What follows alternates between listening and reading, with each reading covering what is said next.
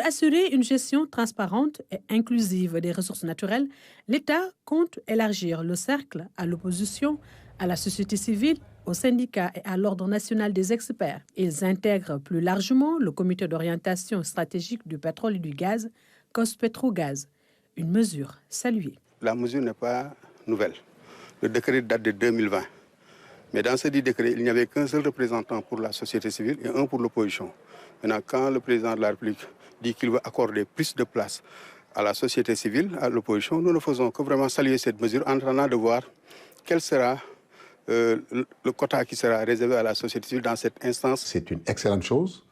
Je crois que par souci de transparence, je crois qu'il est temps que les acteurs soient à ce niveau, d'autant plus que nous sommes les acteurs du secteur. Garantir une exploitation optimale des ressources pétrolières et gazières au profit de l'économie nationale, avec cette ouverture du COS-Petrogaz, l'État vise à atteindre 3 objectifs. C'est-à-dire rendre cette gestion plus transparente, parce que plus on y met des Sénégalais, des corps constitués, plus l'information devient horizontale.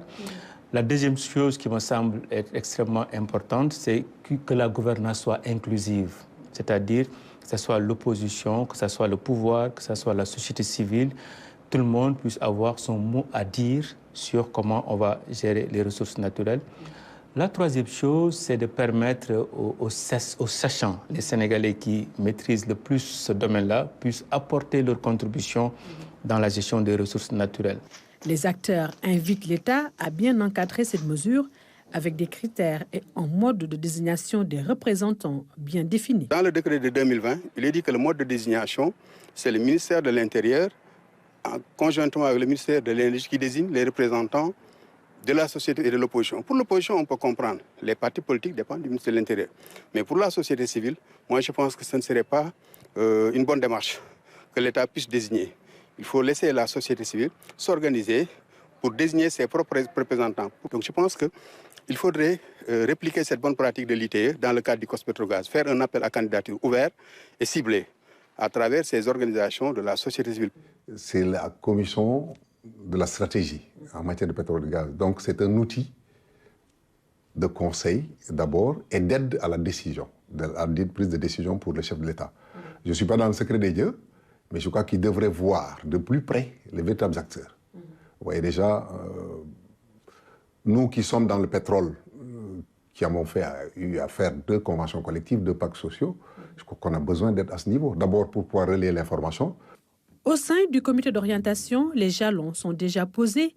Une note d'orientation vient d'être élaborée pour avoir une vision beaucoup plus claire du secteur. Pourquoi on doit mettre en place une note d'orientation? Il faut qu'on essaie de se poser ces questions-là.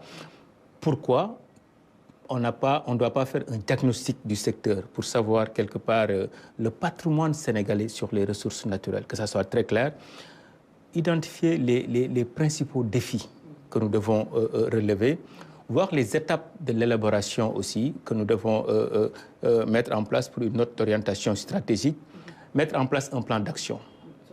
Maintenant, une fois que c'est clair, tout le monde apporte sa contribution. L'idée, c'est que dans la gestion des ressources naturelles, qu'il n'y ait pas d'exclusion.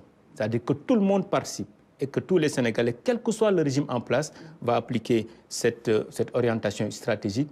Au-delà de ces acteurs, la diaspora et le secteur privé ont également un rôle à jouer pour permettre au Sénégal de mieux tirer profit de ses ressources pétrolières et gazières.